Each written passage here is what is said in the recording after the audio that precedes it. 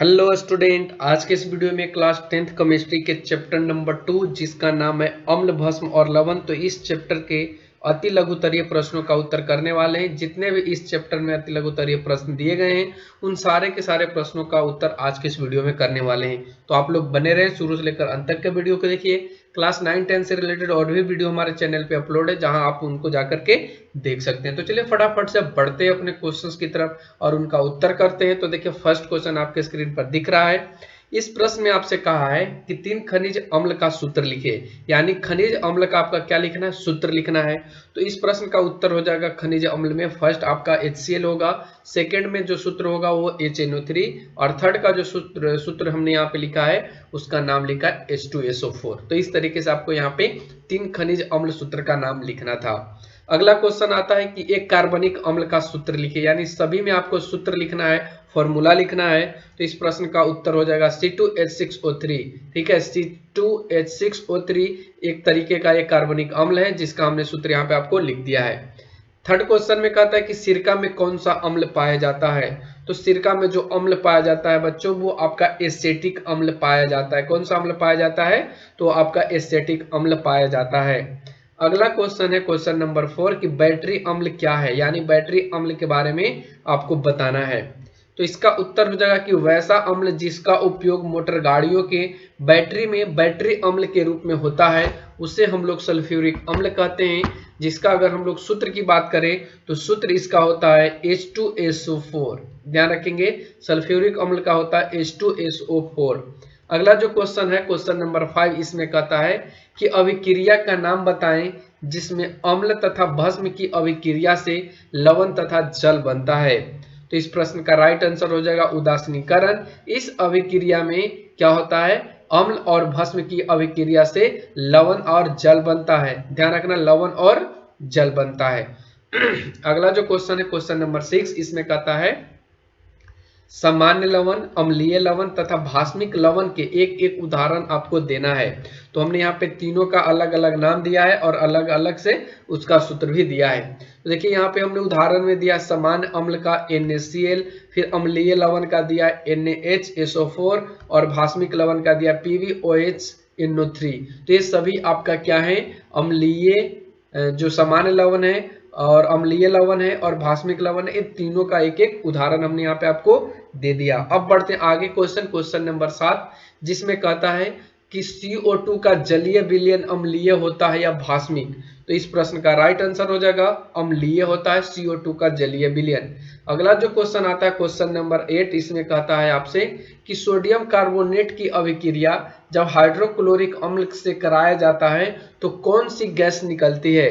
तो इस क्वेश्चन का राइट आंसर हो जाएगा कार्बन डाइऑक्साइड, जिसको हम लोग CO2 के नाम से जानते हैं। क्वेश्चन नंबर 9 आता है कि NH4Cl के जलीय विलयन का लिटमस पत्र पर क्या प्रभाव पड़ता है।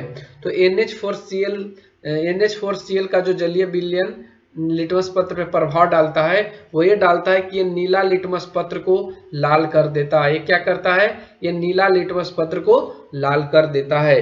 अगला क्वेश्चन है कि किन्हीं 2 गृह निर्मित सूचकों के नाम बताइए। यहाँ पे आपको 2 सूचक के नाम बताना है जो घर में बनाए जाते हैं।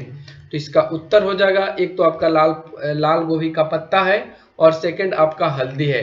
ये दोनों, हल्दी के यहाँ पे पत्ता भी बोल सकते हैं, हल्दी नहीं हल्दी के पत्ता ही बोल सकते हैं। ये दोनों ऐसा चीज है जो सूचक का काम करता है।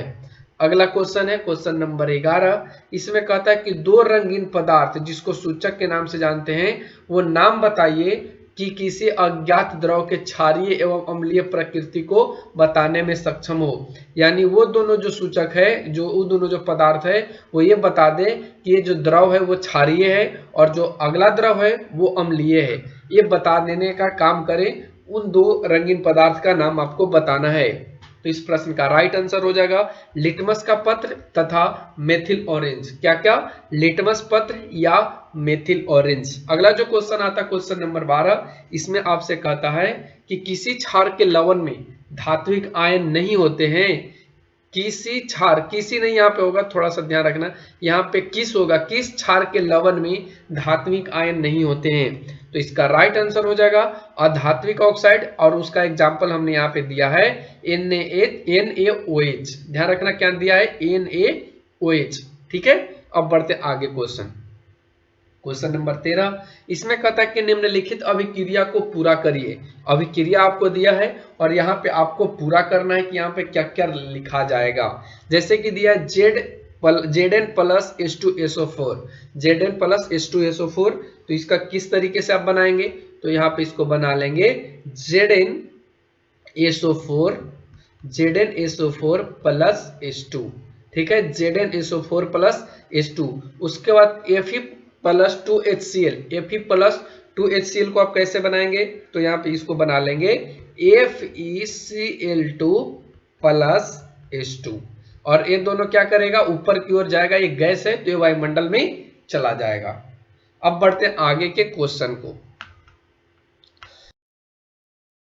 क्वेश्चन नंबर 14 देखिए इसमें क्या कहता है। क्वेश्चन नंबर 14 कहता है यहाँ पे कि यदि विलयन का pH मान 3 है तो विलयन की प्रकृति क्या होगी। तो आप सभी को पता होगा कि जब विलयन का मान 7 से कम होता है तो उसको हम लोग अम्लीय बोलते हैं, 7 के बराबर हो तो उसको हम लोग उदासीन बोलते हैं। ठीक है, और जब 7 के बाहर 7 से ज्यादा हो तो उसको हम लोग क्या बोलते हैं, क्षारीय बोलते हैं। ठीक है, उसको हम लोग क्या बोलते हैं, क्षारीय बोलते हैं। तो यहाँ पे 3 की बात कर रहा है तो इसका अम्लीय विलयन क्या हो जाएगा, अम्लीय विलयन की प्रकृति अम्लीय ही होगा। अगला क्वेश्चन है क्वेश्चन नंबर 15। इसमें कहता है कि pH मान 6 तथा pH मान 2 वाले विलयन में अधिक अम्लीय कौन होगा। तो हम आपको बता दें कि जितना अम्लीय होगा अधिक, उसका pH मान कम होगा, यानी जितना कम उतना अधिक अम्लीय, और जितना pH मान ज्यादा उतना अम्लीय जो मान होगा वो क्या होगा, अम्लीय वो क्या होगा, मतलब अम्ल कम होगा, खट्टा कम होगा। ठीक है, तो अम्लीय यहाँ पे कौन सा हो जाएगा, pH मान 2 वाले। ध्यान रखना pH मान 2 वाले जो होंगे वो आपका क्या होंगे, अधिक क्या होंगे, अम्लीय होंगे। ध्यान रखना। ठीक है, अब बढ़ते आगे के क्वेश्चन नंबर 16 कहता है क्या pH मान 8 वाले विलयन जल से अधिक भास्मिक होंगे। तो इस प्रश्न का राइट आंसर हो जाएगा कि हाँ, क्योंकि pH मान 7 से अधिक होने वाले विलयन जो है वो भास्मिक या क्षारीय होते हैं। ध्यान रखना, कहता है क्या pH मान 8 वाले विलयन जल से अधिक भास्मिक होंगे। तो हाँ, क्योंकि 7 जो होता है वो जल का होता है, और 7 से ज्यादा जैसे ही बढ़ेगा तो वो क्या होगा, क्षारीय बन जाएगा। अगला क्वेश्चन आता है क्वेश्चन नंबर 19, जिसमें कहता है क्वेश्चन नंबर 17 है आपका। क्वेश्चन नंबर 17 कहता है कि निम्नांकित में अम्लीय लवण, भास्मिक लवण तथा उदासीन लवण को चुनिए। यानी आपको यहाँ पे बताना है कि कौन सा अम्लीय है और वो अम्लीय में, और कौन सा भास्मिक है वो भी भस्म में, और कौन सा उदासीन है वो भी लवण में। तो इसका क्या हो जाएगा, अम्लीय में अम्लीय जो लवण होगा वो होगा NaHCO3, उदासीन जो लवण होगा वो NaCl होगा, और भास्मिक जो लवण होगा वो MgOHCl होगा। तो ध्यान रखना। अगला जो क्वेश्चन आता है क्वेश्चन नंबर 18, इसमें आपसे पूछा है कि निम्नलिखित अभिक्रिया को पूरा कीजिए। फिर से आपको अभिक्रिया को पूरा करना है, जिसमें एक का उत्तर हमने लिखा है, एक का उत्तर आपके लिए छोड़ दिया है। ठीक है, अगर आप लोगों से नहीं बनता है तो कमेंट में बताइए, इस प्रश्न का उत्तर भी आपको हम करा देंगे। अगला जो क्वेश्चन आता है कि जस्ता तथा तनु हाइड्रोक्लोरिक अम्ल की अभिक्रिया में अम्ल का कौन सा तत्व धातु से विस्थापित होता है। ये क्वेश्चन नंबर आपका 19 है। इसमें जस्ता तथा तनु हाइड्रोक्लोरिक अम्ल की अभिक्रिया कराना है और पता करना है कि ये कौन सा तत्व धातु से विस्थापित हो जाता है। तो देखिए इस प्रश्न का राइट आंसर है हाइड्रोजन। क्या होता है, हाइड्रोजन। अब बढ़ते आगे के क्वेश्चंस पे। अगला जो क्वेश्चन हम लोगों का आता है, कहता है 20 नंबर की एक सूचक का नाम बताएं जो विलयनों में विभिन्न हाइड्रोजन आयन यानी H+ की सांद्रता के स्तर को बताने में सक्षम होता है। तो इसको आप लिटमस पत्र कह सकते हैं या हल्दी के पत्ते। ठीक है, ये हल्दी के पत्ते इसका सूचक है, या लिटमस पत्र तो कह सकते हैं आप। अगला जो क्वेश्चन आता है 21 नंबर, इसमें कहता है कि प्रयोगशाला में निर्मित एक गैस जल में घुलनशील है।